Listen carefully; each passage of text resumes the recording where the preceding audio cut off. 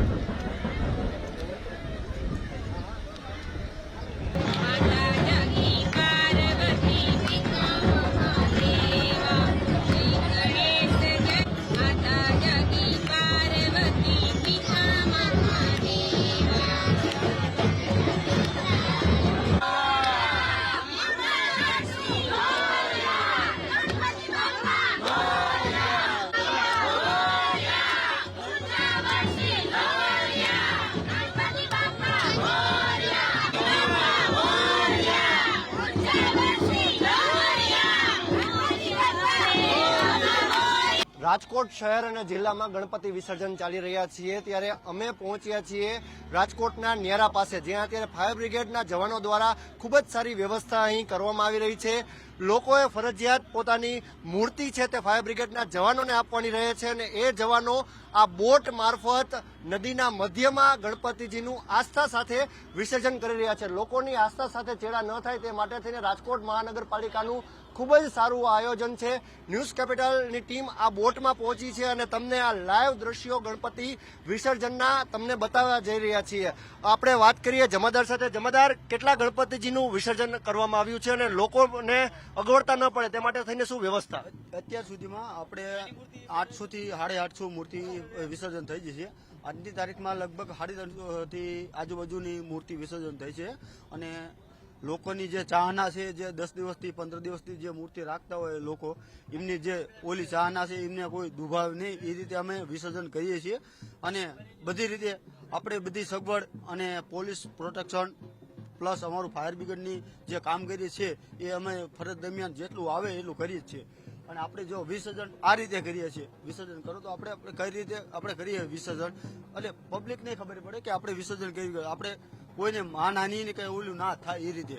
Live વિસર્જનના દ્રશ્યો અત્યારે બોટમાં બેસીને અમે તમને બતાડવા જઈ રહ્યા છીએ. ફાયર બ્રિગેડના તમામ જવાનો અત્યારે આસ્થા સાથે એક બાદ એક ગણપતિજીની મૂર્તિનું અત્યારે વિસર્જન કરી રહ્યા છે. નાની મૂર્તિ હોય તો આ રીતે જે આસ્થા સાથે 3 વખત ડુબાડીને તેને જે જળની વિધિ કરવામાં આવે છે તે પણ કરવામાં આવી રહી છે અને તમામ જે મૂર્તિઓ છે તેને આ પ્રકારે જે વિસર્જન કરવામાં આવી રહ્યું છે. જે રીતે જમાદારે વાત કરી, અત્યાર સુધીમાં 850 જેટલી ગણપતિજીની મૂર્તિનું વિસર્જન કરવામાં આવ્યું છે. જે સુંદર વ્યવસ્થા છે એ સીધા જ ન્યૂઝ કેપિટલ મારફત અમે રાજ્યની જનતાને બતાડવા જઈ રહ્યા છીએ કે રાજકોટ મહાનગરપાલિકા તેમજ રાજકોટ શહેર પોલીસ દ્વારા આયોજન કરવામાં આવી રહ્યું છે. જે 3 થી 4 ફૂટની મૂર્તિ છે તેને આ બોટ મારફત વિસર્જન કરવામાં આવી રહ્યું છે અને જે 5 ફૂટથી વધુની હાઇટવાળી મૂર્તિ હોય તેને ક્રેન મારફત વ્યવસ્થા રાખવામાં આવી છે. હાલ તો કોઈ અનિચ્છનીય ઘટના ન બને તે માટે થઈને રાજકોટ મહાનગરપાલિકા દ્વારા સુંદર આ આયોજન કરવામાં આવી રહ્યું છે. ત્યારે રાજકોટ શહેરની વાત કરવામાં આવે તો કુલ 6 જેટલા સ્થળોએ આ વિસર્જન રાખવામાં આવ્યું છે અને તમામ સ્થળોએ આ પ્રકારની સુંદર વ્યવસ્થા કરવામાં આવી રહી છે. રાજકોટ મહાનગરપાલિકા અને રાજકોટ શહેર પોલીસ તરફથી લોકોને એક જ માત્ર મેસેજ આપવામાં આવી રહ્યો છે કે જે તંત્રે વ્યવસ્થા કરી છે તેને સાથ અને સહકાર આપજો, પાણીમાં જવાની કોશિશ ન કરજો, તે જ એક લોકોને વિનંતી કરવામાં આવી રહી છે. કેમેરા પર્સન અભય ત્રિવેદી સાથે ઋષિ દવે, ન્યૂઝ કેપિટલ, રાજકોટ.